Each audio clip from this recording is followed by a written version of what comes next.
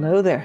My name is Linda Watson, and welcome to Inspire Me Equine, a season of the podcast Inspire Me Forward. I am the founder and the host of this sacred circle. Recently, it came into our hearts that Equine Leadership and Inspire Me Forward should collaborate. Equine Leadership is a publication of short stories sharing the voice and wisdom of the horse. It is now going into its 11th year. Inspire Me Forward, in its third year, is a podcast sharing stories of life and all the pieces that hold it together, even when it might feel like it is falling apart. This moment in time seemed like the perfect evolution of the two. It felt natural to invite the horses and authors from Equine Leadership. In this space, they will share their own unique ways of bringing the voice and wisdom of the horse to the human world. And so, this season, we will delve into that horse-human relationship and the paradigm that is the herd in Inspire Me Equine. Equine leadership has a unique vision. We believe that horses, living as close to nature as possible, can provide a paradigm of living that is clear, authentic, and heart-based. There is much to learn that is good for all of humanity, as well as the collective that we call Earth. Spending time observing and interacting with the paradigm of the horses is a move to simplify life, to connect with something profound and enlightening. Their natural way of life offers insight into our truest paths. When we step outside of the ring and into the herd, we experience a relationship of equity and compassion. So before we begin, let us take a moment to breathe, to connect our hearts with the present moment, and invite the horses to join us in this space.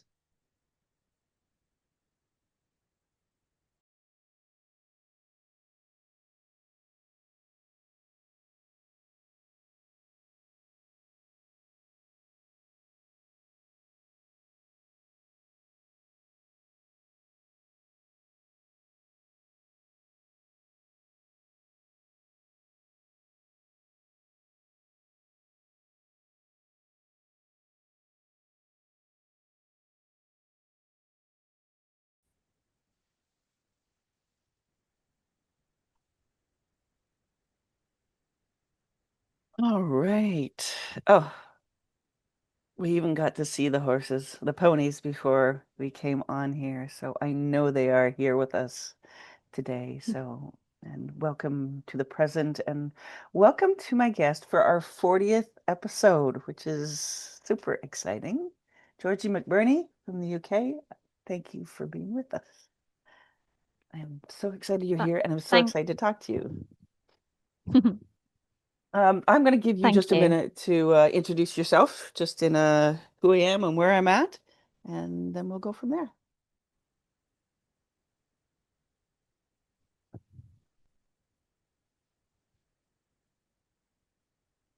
You're just going to give Yeah, me a minute. yeah, yeah. Go ahead. Just a minute, just to say hello, and you're just where you're at, and So I'm I'm in a county called Dorset in the south of England. It's it's currently raining heavy, and I'm sat under a tin roof on the yard. Um, I'm originally from the Wirral, Merseyside, and um, travelled with my dad being in the army, and I joined the army myself. So bit nomadic, but I've been in Dorset for quite some time, and I'm here with the horses. nice, nice. Yes, so you are coming to us from the field, so to speak, today. Yeah, So there I will have. be noises and cut-ins and cutouts, but that is the reality of being outside, which is awesome. Awesome. So George, you've written for us 3 times. And I would just like to just review or go over and share with our audience the articles that you've written, just so we have an idea of, who you are. So you wrote the third volume. I think you're the guest that we've known the longest so far. And you wrote Equine ReWilding. You co-authored that. And there's a quote in that I just absolutely love. It says, "When we are with equines, particularly outside in nature, we are reminded of our own connectivity to our external and inner worlds. This allows our wild self to come to the fore. Sometimes to strengthen our connection, we need to unlearn what we have learned to discover what we already know. And we call this equine rewilding. I love I love that. I believe in that so much, is just going back to something we already know. Mm. And then the fifth edition or volume, you wrote Freeing Your Inner Child. And the quote I like from that is, in essence, the horse links us back to our ancient ancestors' way of being, a way of being in connection with ourselves, each other, and our planet. And I love this article because it's so much about intuition. And you speak of walking through the field with, with your pony, and I'm not sure which one was that. It Which would have pony? been Jack on Oh, Jack. and just asking what he's asking for in the plants, Mm. and you reaching to get them, and just being so in tune with nature, and horse being nature and us being nature. It's that whole, how do we just all come together, and that intuition of it all. It just, I love reading that article. Mm. And then your last one you wrote for our 10th anniversary one, and it's called The Three Gray Ponies. And it was a story about, well, you call it, subtitle was A Story Written in the Stars. And I love how that was, you brought an astrologist in and helped you connect you and the ponies, and how you were all connected, and where you all sat, and how you supported each other. And yeah, it was very original for anything you've written before, and anything anybody's written before for us. So the quote from that was, each pony has encouraged healing, which has allowed me to know myself fully. An inward journey discovering chaos and order, neither bad nor good, but like the sides of the same coin. I love that. That we're not judging one as bad or one as good. So those are your articles, and I know those quotes will those essence of those quotes will come up as we speak. So for my first question for you, I'd love for you to share, just to get us going here, a most memorable moment with a horse. It can be now, it can be in the Mm. past, but yeah, what can you share with Yeah. us? So I think what I'll share with you is a very recent moment where I'm generally on my own here at the edge of the forest, and I took a chance. I thought, I know these two little ponies, and we don't always have another horse walker available. So I thought, well, be on your best behavior with me. I'm 50 now.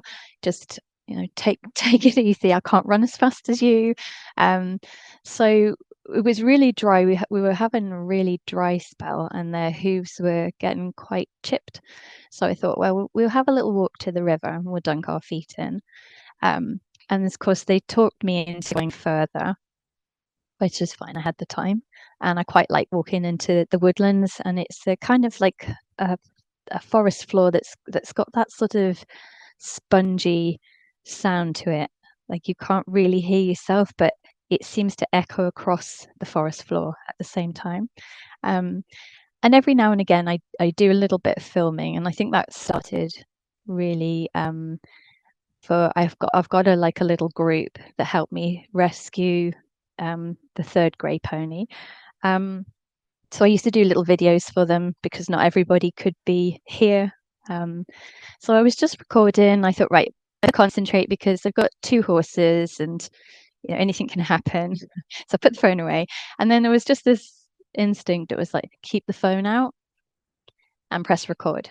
So I did, and as we just came around the corner of this big tree trunk, there was a beautiful little deer stood there, you know, the type with got little white spots on the bottom. And he just looked over. I don't know why it was a he, but he just looked over, and the girls were looking over, and I was just keeping my energy super down because I'm the human, and like I'm probably the one to fear the most. So I was just pushing my energy down, like we're just calm, and I'm hanging out with these guys.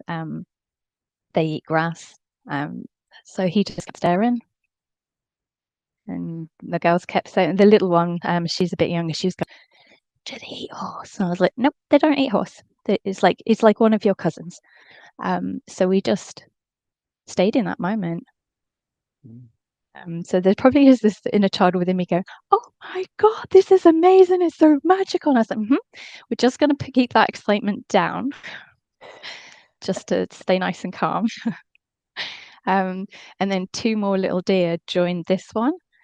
And it's almost as if they said to you, snap out of it. There's a human there. So they looked at us for a bit, and then those two made off. So the little horse that I've got, Pixie, she needed to see where they'd gone. So off we went, and that moment was kind of over with. But God, that stayed with me for, it's still with me now. It's just so like press pause on time. What is time anyway? It was just connection, and it was, yeah, wow. Yeah, I'm just there with you. I'm taking it in. It's interesting what the Inspire Me Equines that we've done so far and the people we've talked to. You just really brought it forward for me that how I know I asked for a moment, but each person has spoken of almost a moment without time. And being, for want of a better word, lost in that moment and just being so very present that everything else sort of just disappears. And I'm sure many of our listeners can attest to that at some point in their life, whether they're standing beside an ocean or looking up at the stars. But these moments with the horses of just being lost in time. That's beautiful. Thank you for sharing that. That's You're welcome. I can see your ponies like, is it okay? Are we okay? Yeah. Do we need to run? No, we don't. But that in itself is something in the fact of them seeing you as part of the herd. That they're taking their cues. They're taking some of their cues from you, which is super interesting. I love when you're with the horses and you become. I've had those moments where you become a part of the herd. No longer, I'm using quotey fingers, human, but in essence, part of the herd, and the communication is there, and you can feel what they're feeling, and again, moments lost in time, really. It's just they're beautiful moments, and yeah. And I think what you bring up to me, because usually my time when I'm not with them will inevitably end up in a supermarket getting celery or cucumber for them, and I sometimes forget to not be as horse because not everybody. Yeah, so I sometimes find myself doing things. I think, no, that's a horse thing to do. Be a bit more human. You're starting to be weird. It's so interesting you bring that up because yesterday I was actually sitting and just contemplating things, and it was, how do I live in both worlds?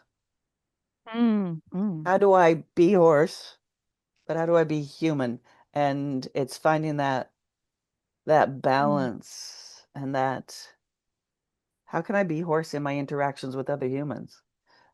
How can I, yeah, it's a probably a never-ending question or a never-ending discussion, but how do I live in both worlds? So Yeah. And maybe it is about bringing the worlds together ultimately, like helping humanity to be more horse, or whatever animal we're talking. They're all wise. They've been here longer than we have, and it's wonder if it's bringing the worlds closer, because the world that we seem to live in is quite isolated. Not everybody's living this way, Mm-mm. but I guess the culture that I'm living in is quite isolated from nature. We do live in buildings, and I remember when we've just moved to a new place, and I camped out with them on the first day. Um, and Pixie was very inquisitive of why I have to sleep in a pod. I said, it's a tent, and I just haven't got your heating system. I can't keep myself warm. That's why I wear these clothes. And we used to joke about, because I do this voiceover for her, when I get out the car, I'm always wearing different clothes. And I go, "Is that you?" And then, because I do the same voiceover, she goes, "Yeah." So, Yeah. because it just must be odd for us to be. So we're just sort of introducing her to the idea that humans do live in a slightly different way. And when I leave you, I have to earn this thing called money, but Mhm. it's actually to buy noms. So I go to the nom shop and buy you treats.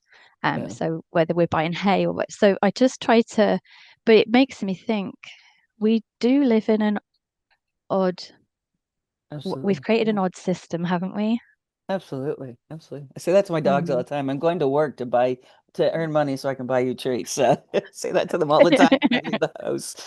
They're like, "Oh, okay, okay, mom." Okay, hey, go have fun. Go and earn money. Don't be too Uh, long. yeah, exactly. Work fast. So let's move forward to your story in the horse world. What brought you to where you are now? It's not necessarily what you do now. We'll get there, but Mhm. how you, Mhm. what led you, what you led you from probably being a horse loving kid to where you are now? Hmm. Yeah, it's quite a long journey. When I did the astrology, when I met Lotta, and she said, "Oh wow, you're Sagittarius rising, half horse. No wonder you've got horses in your life." I remember thinking, I didn't. I feel like this is such a long journey to get here. I didn't. Um, so yeah, I was that horse loving kid. Um, when my dad had his postings in the army, I do remember landed quite near riding stables.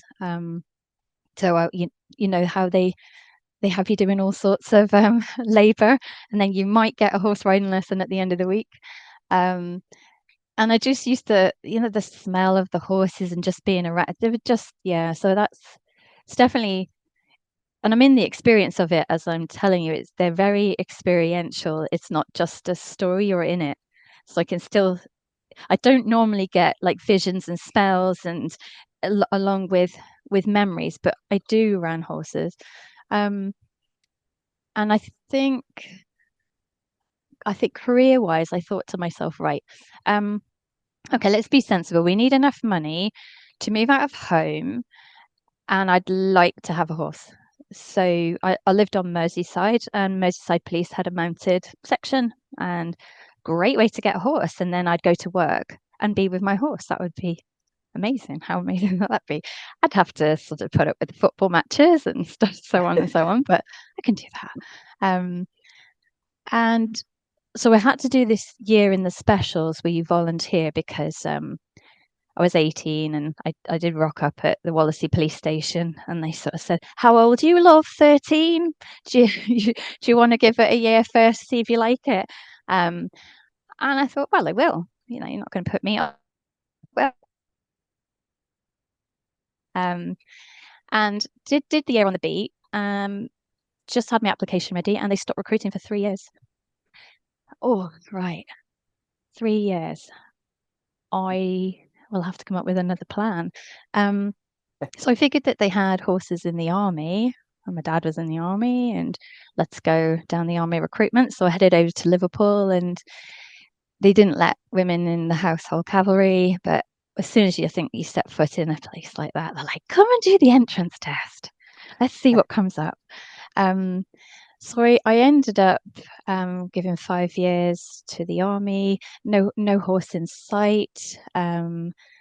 And then when I left, I was doing some teaching out in Germany.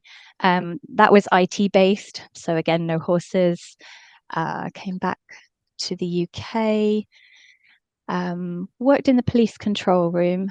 They didn't have a mounted section there at Thames Valley, and I thought, well, we'll just see where life goes, because I think you just sometimes get busy, and I forget Mhm. what I really wanted from life. And then you get those moments then, where for me that moment came where marriage is over. Now you're looking at divorce. So all this compromise that I had going on in my life, it was suddenly, well, you don't have to. What do you actually want to do? Hmm. I might get one of them degree things, because that's a 3-year plan. Every job that I'd looked at seemed to require a degree, and I thought, okay, and then I've got somewhere to live for 3 years. Um, I decided to do animal science because I was thinking this might help. Mm. Um, really fell in love with behavior, the behavior module. It was really, and animal minds. It was so, I won't go into it, but wow, it was just looking at, but also it gave me the perspective which I didn't have about the science skepticism about being too anthropomorphic. It's very Mm. cognitive. It was like, prove it. And I was like, what do you mean prove it? I mean, you just know, it's a knowing. Of course they can feel. Of course they have this. Of course you can communicate. Um, so now I was facing prove it. And there's a lot of opinions that really are complete contrast to what I've Yeah. experienced. Um, and then I finished my degree, and again I thought, right, animal behaviorist, that's what I want to do. And I was in Plymouth. I just finished at Plymouth Uni. No family support. Trying to set up a business without that. So I went into teaching. I thought, well, animal behavior is not going to be wasted on teenagers, and yeah, so I became a biology teacher. And again, that moment came and found me. Some people would call it a breakdown, but I'm going to call it a spiritual awakening. It's like, Mm. what do you really want to do here? Because yes, you can get caught up in this system that we're all in, or you can do what you came here for. I thought, well, what does that mean? I still need to get this thing called money, and so I'm having conflict within. And one of the lessons here was also the physical body will manifest the emotional stuff you're not getting rid of. And that was a step into, right, okay, so let's have a look at this emotion. Let's look at health in a way that I hadn't looked at before. It was all very physical, what I'd learned in the army and the police, and here it's like, got to do something with these emotions, and the spiritual body has to have a place in this too. Um, yeah, so I sat and thought, and I ended up doing things like essential oil therapy for animals, helped heal myself a lot with that, kinesiology, Reiki. I just kind of went down this path.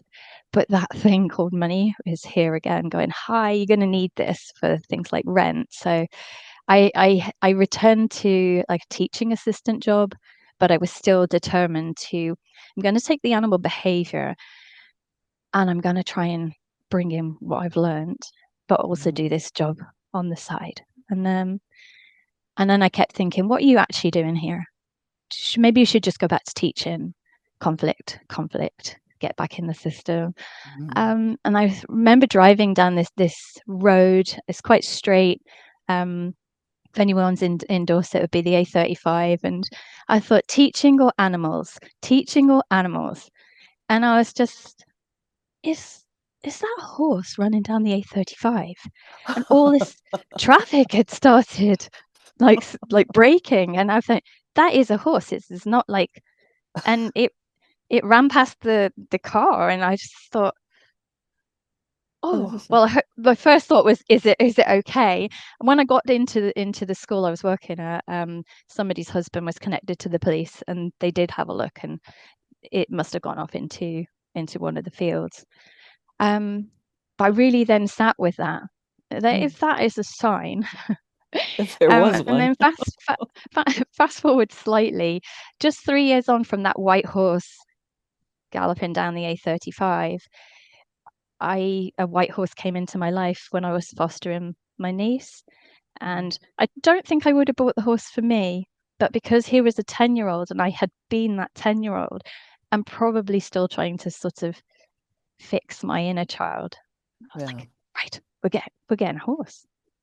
So again, that part of me is having a financial heart attack. Oh my God, how are we going to do this? And we did. We that was probably the moment. That is finally, I think, at the age of 37, 38, first horse. And Nice. wow, steep learning curve. I might have gone to university and learned all the theory, but here it is in reality, and that's so different. Yeah. So yeah, And here you as you are. get learning, yeah, Wow. and here I am. Yeah. What a sign, eh? Just straight down the road. Animals it is then. Oh my gosh, yeah. That's a decision made for you right there. Mm, I love what you said. That moment came and found me. That's profound. I love that. That one just hit me. Like that's just and getting caught up in the system instead of mm, doing what we came here for. mm, Like those are I just wanted to highlight those two comments for me because they were just like, oh yeah, that's so mm, true. So true. So then that brings us to what you do now with the horses. I'm really cognizant of the words I'm using, so I don't want to use the word work. Yes, but that's tied to that mm. money thing. But when someone Yeah, so when true. someone comes to you with the horses or the ponies, what or even in the work that you do maybe outside of that, what is it that what will they experience? And what is that? Do you have a specialty? What are you trained in? Just yeah, what's now? Mm. Okay. So I guess to sort of catch you up from 37 to now being 50, the I did have to jump into looking at humans rather than the animal behavior, um, because what was coming through to me was it's the human. The animals are trying to help the human in every single way. They haven't really got the issue, not the case studies that were coming my way. The human did. So I retrained as a counselor. And then I saw again, I guess the moment found me. I saw Martin Clunes crying in a round pen in America where he, these horses were the best counselors ever. And I thought, that's it. That's what I want to do. I'm going to put them both together. Um, so I guess what I've combined really is humans, the counseling side of things, with what I've learned from the humans, from the horses over the years. So it's a sort of a place here of that grounding connection outside of the system. I guess it's coming back to that rewilding concept of this is how we could have lived outside of that system, and we were once upon a time living like this. Um, you know, white nation has sort of got that fear, and that's driven a lot of stuff. Mhm. Let's look at that maybe again. Um, and being so close into the forest, that really has the energy is different here. It's so rooted. Yeah. Yeah, so there's not really much of an agenda. I find their company joyful. I feel they have this curiosity for life. Like the little pixie, she is always, look at that. Wow, have you seen that? I think she's quite a new soul, and it's really lovely to see the world through her eyes. So people that hang around with Pixie sometimes start to then get this experience, and then sometimes she Mhm. will do what we were saying before recording. Like she likes belly rubs, and she needs Mhm. to calm down, and it's almost the equivalent of sucking the thumb as a little baby. And she's quite confident asking whichever human is around her, rub my belly, please. Nice. So I just show them how I do it, and there's like, you just put one arm on I call it the goddess space, her womb space. One Mm-hmm. hand goes there, and it's just a gentle holding, and then the other arm comes over the back, and it's like a bit of a hug, and then she goes, and Yeah. so does the humans. Yeah, so maybe in a way it's a sort of herd that we've created, or a Mm-hmm. tribe. Maybe Mm-hmm. we're trying to like bring the two worlds together. So Mm-hmm. rather than clients, it's we seem to be making friendships, like a network. Yeah. Yeah. That's a nice way of putting it. Yeah. Do you have a specialty, or can anybody come to you, or do you work with a specific demographic? I mean, I suppose technically anybody could come. I think for me, I do enjoy working with adults because they can change things. I feel for children when they can't change things. They're going home and it's Mhm. more of the same. That used to feel really disheartening Yeah. for me. So I do like working with adults, and then they can make the change. And anytime I talk about inner child work, anyone who is a parent always hears it about, oh, how I'm parenting my child. And I said, before you go there and go down that rabbit hole, Mhm. just look at how you're treating your inner child. Because if we get that sorted out, you will naturally then, the love will flow out from there for your Sure. external children, your children. Um, so anyone really that wants to do the inward journey, the inner child, let's look Hmm. at the critical parent and see if we can just make that personal development, because we can take a bit of criticism as long as it's constructive. Sure. Um, and we can get to know our anxiety dog. It can be more like the wolf, it'll tell us, because there's still risk out there. We don't want to shut Mm. this part down, but just, thanks, I'm aware of that now. I've got this. Um, so it's just anyone really that would wants to go inward and look at Mm. So can stuff. you speak to, and one of your articles is on freeing the inner child. Uh, can you speak to inner child work? Can you give an explanation of what that is in a nutshell? In a nutshell, um, it's about coming out the system, I think. Ah, It's we've been adapted to be the good girl, the good boy, do as you're told, stay in the fear, be controlled. Actually, the free child is authentic. It's almost what you'd call soul energy. It's mhm. creation, because we are all part of creation. And in the quantum age, maybe it is the mind that is creating this external world. So isn't it beneficial then that we have a healthy mind, because it's Mhm. important what we're creating out there. So we've got to go inward. If that sheds some light. Sure, absolutely. And then how do you find the horses help you with that? Or how does a horse connect with somebody that's doing it? That maybe we can lead that into maybe our Mm, next a little mm, bit is talking about it. Maybe you have a client story that you could mm, share with us. I mean, I'm curious if you're doing we talk about being office work and talk therapy, mm, but somebody doing that and then comes to the horses. What do or ponies? What do they pull out, so to speak? mm. And I guess that depends on the individual and what experience they're having. So I'm just kind of, like how images of people that have worked with the horses over the times are sort of coming up into my mind. So I'm just going to allow. Um, so I remember a lady, it was around winter time.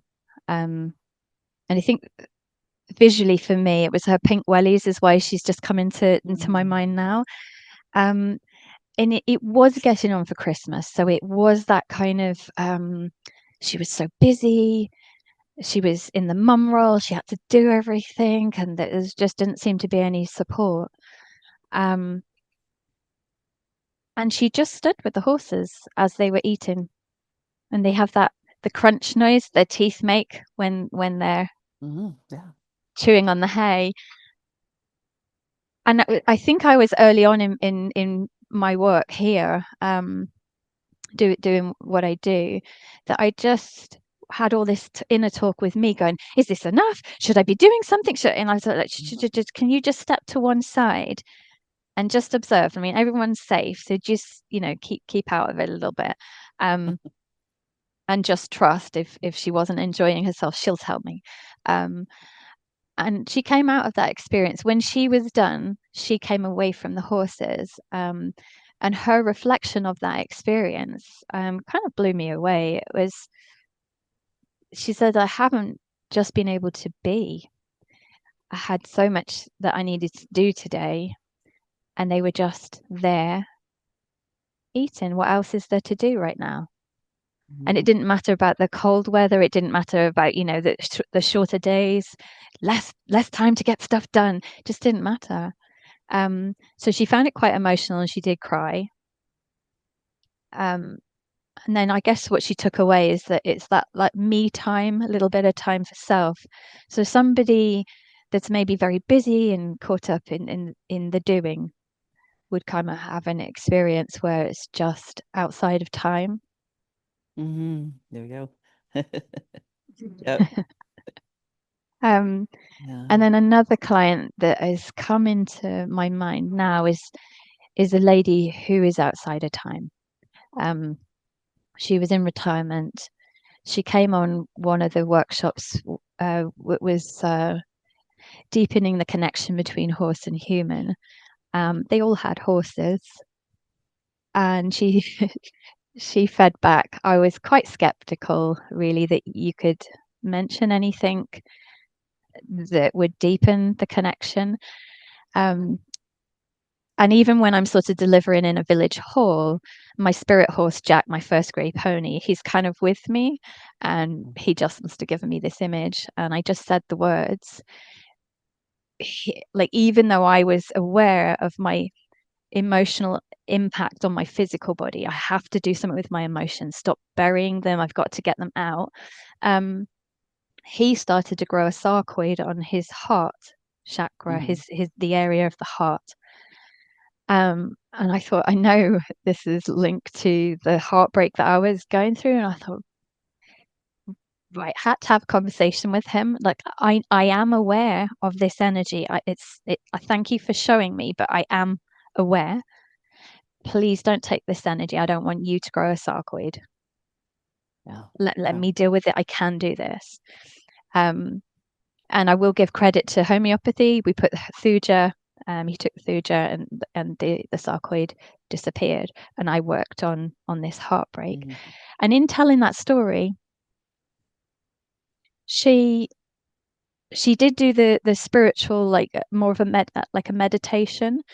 She had a chat with him that way, but she also had a chat with him physically in the field, and said, now listen, I've got hip issues. It's just what's going to happen. I'm older now. This is just what happens to the body. I don't need you to take it from me. Let me work on it. And she had bandaged his leg in such a way that it was kind of supporting, because he'd limp sometimes. Some days he'd be okay. And she said in the following morning, the bandage had come off and it was loose. It was dropped to the floor, and he hadn't been limping after that. And she was, and I know it was that. I know it was that Just taking conversation it I had on. with him. Yeah.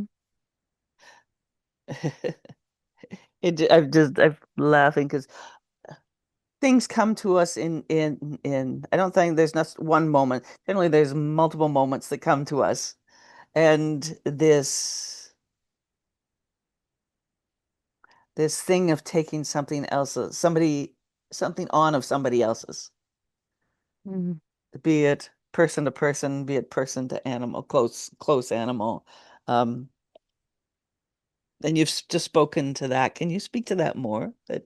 And even I remember you saying, like, just I've got this. You don't need to take this on.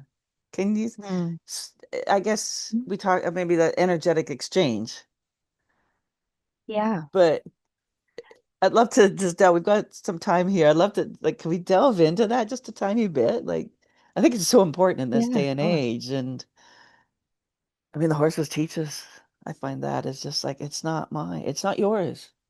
And I Yeah. share a real quick story of Mm, mm, when I started, when I trained to do the horsework. I've been doing it before I was trained to do it. Um, but I had practicums and I had three clients. And to say thank you, I took them out for a coffee. And I had one question for them was, what was your key takeaway? And I expected all different answers, and I expected everybody to share, and we'd have this night. All three of them said, I learned that it wasn't mine to carry. Whatever that was might have been different, mm. but they learned it wasn't theirs. I was mind blown for a moment there because it was just like all three, the same thing, different instances or different examples, but it's not Mm. mine to carry. And I'm like, yeah, can you speak to Delve that into from this a bit. from the field there and what you see and anything? Mm. I think that's the journey that I made from animal behavior into working with humans. Mhm. It was, yeah, there's some of the case studies when I was in the final year of uni. I remember reading about this owner, the human and the dog, close, very, very close. Um, and the dog had liver issues, and it just didn't seem to be solvable. Like the veterinary, they couldn't kind of figure out. Um, and somebody had the idea. Oh, actually, I wonder if it's connected to the emotion of anger. Like the liver is quite connected. Um, and I guess it just reflected to me. So the dog itself isn't angry, and you wouldn't necessarily think that the human was either. But sometimes we, again, being the good girl or the good boy, push a lot of stuff down. And then you might call anger like something like resentment.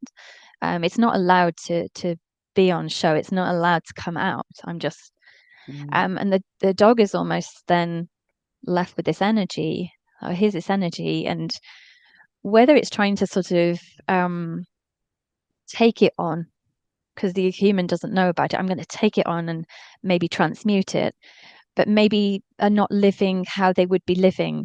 They're domesticated too. They're in the system too. Yeah. Particularly, I suppose, those that permanently live with us. That the horse is still outside in nature, Hmm. um, and their willingness to like dogs, particularly, they're just like unconditional love in a Yeah. in a little four-legged shape. They're just so special, and they'll take it. I will take this from you because I love you so much. I'm just going to take it. Hmm. And without that, maybe conversation of you don't need to. I'm aware of it now. Hmm. Yeah, Yeah. the dog struggles. So I guess it was little things like that, little clues like that, and Mm. again, what I'd been drawn to study was probably outside of, I think it was 2007. So again, that sort of scientific community, prove it. Um, and I'm so grateful we're in the quantum age now because this is really like science is now looking at quantum. Hmm. So actually energy Yeah. and what animals, when we're living with them closely. And if I bring in astrology, wow, that was a blueprint before. Like I've obviously made some agreements with these three beautiful horses. Hmm. They're going to so they're going to present some stuff to me here. Their soul mission, um, and they're very simple soul missions, by the way. Like um, Pixie is to express herself. It's Yeah. expression.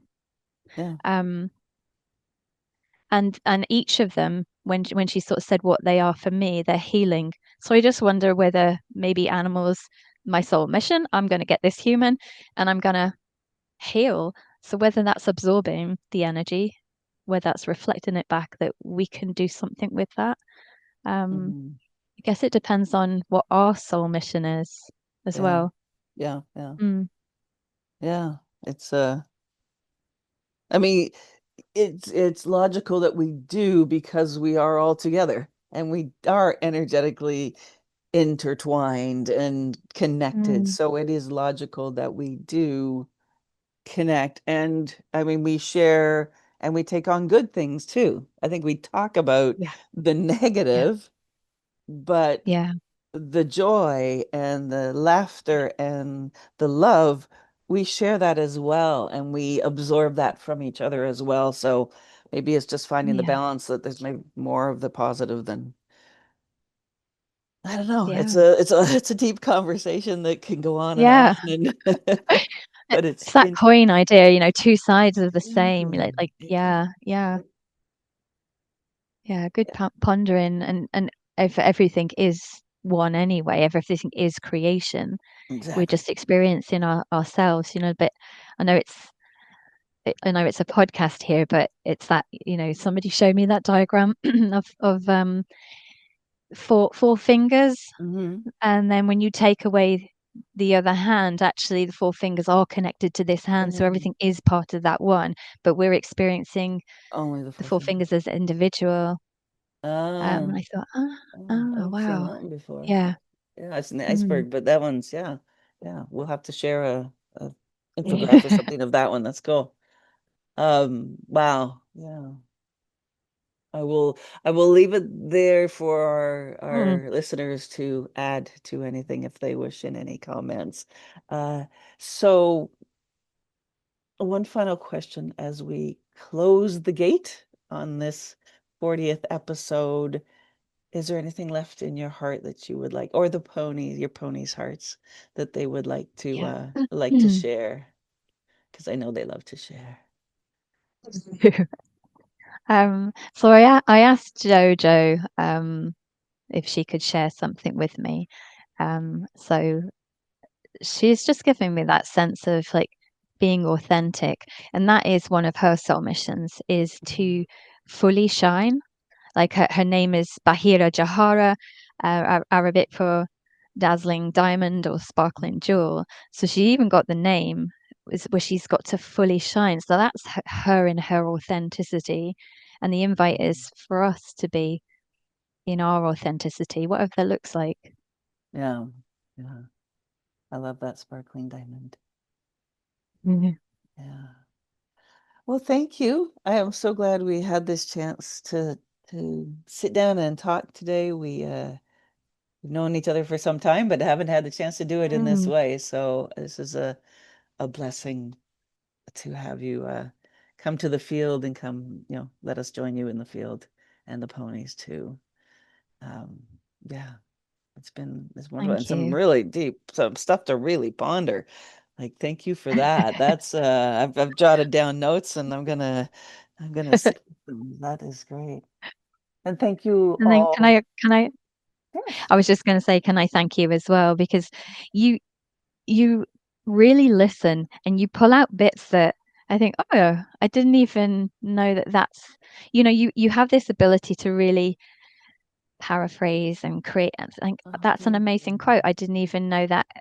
Yeah, how you pull stuff together is really profound, and it always enriches me when I go away and think, Yeah. ah, Yeah. yeah. So thank you as well. Oh, thank you. That means a lot to me. That's where my heart sits. That's one of my missions is to be able to communicate in that way and do that. So thank you for being aware and Mm, recognizing it.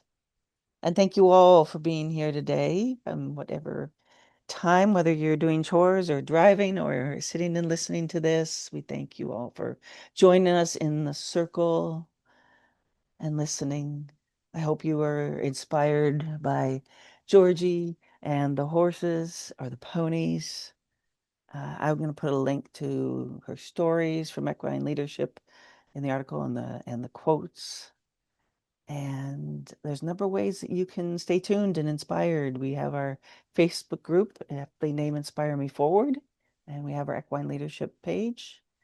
You can subscribe to our YouTube channel, and you can find us on equineleadership.ca. And please consider sharing this episode. As we like to say, share it forward. You really just never know who needs to hear the words shared in this sacred circle. And we know that sharing one story might be the very thing another human needs to open their hearts to a brighter tomorrow. So thank you for being with us. From my heart to yours, stay well, stay connected, and stay inspired. Thank you, Georgie. Thank you.